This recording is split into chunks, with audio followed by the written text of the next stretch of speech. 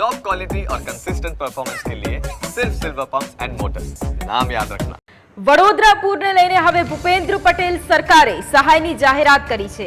લારી રેકડીવાળાને ₹5000ની જાહેરાત કરવામાં આવી છે।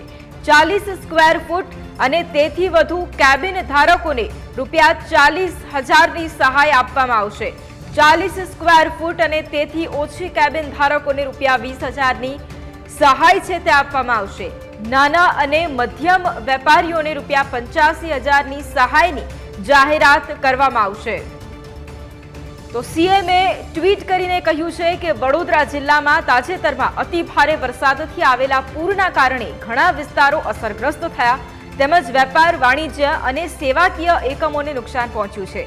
તકલીફની આ ઘડીમાં ગુજરાત સરકાર પૂરી સંવેદનાથી અસરગ્રસ્તોની પડખે ઊભી છે। અસરગ્રસ્તોને પુનઃવસનમાં મદદ થાય તેમજ વેપાર ધંધા ઝડપથી પુનઃ કાર્યાન્વિત થાય તેવી લાગણી સાથે રાજ્ય સરકારે અસરગ્રસ્તોને મુખ્યમંત્રી રાહત નિધિમાંથી આર્થિક તેમજ પુનઃવસન સહાય આપવાનો મહત્વપૂર્ણ નિર્ણય કર્યો છે।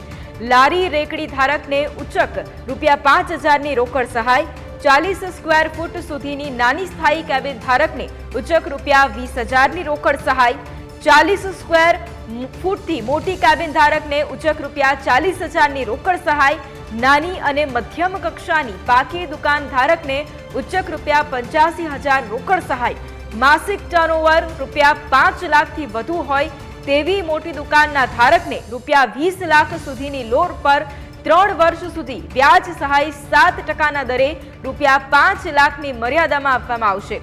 યુદ્ધના ધોરણે રાહત બચાવની કામગીરી બાદ હવે અસરગ્રસ્તોનું જીવન શક્ય તેટલી ઝડપથી પુનઃ ખાડે પડે તે માટે રાજ્ય સરકાર કટિબદ્ધ છે।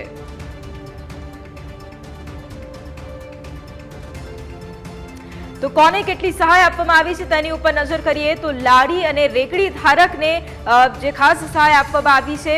બીજી તરફ 40 સ્ક્વેર ફૂટ સુધીની નાની સ્થાયી કેબિન ધારકને ઉચ્ચક ₹20000ની રોકડ સહાય છે તેની જાહેરાત કરવામાં આવી છે। વડોદરામાં જે પૂરની પરિસ્થિતિનું નિર્માણ થયું ત્યારબાદની આ જે સહાય છે તેની જાહેરાત કરવામાં આવી છે। 40 સ્ક્વેર ફૂટથી મોટી કેબિન ધારકને ઉચ્ચક ₹40000ની રોકડ સહાયની જાહેરાત ભૂપેન્દ્ર પટેલની સરકાર દ્વારા કરવામાં આવી છે।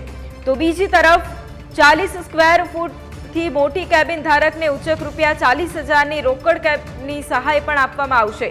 માસિક ટર્નઓવર ₹5 લાખથી વધુ હોય તેવા દુકાનના ધારકને ₹20 લાખ સુધીની લોન પર 3 વર્ષ સુધી વ્યાજની સહાય છે તેની પણ જાહેરાત કરવામાં આવી છે। તો આ તરફ 7%ના દરે ₹5 લાખની મર્યાદામાં સહાય છે તે આપવામાં આવશે તેની પણ જાહેરાત કરવામાં આવી છે।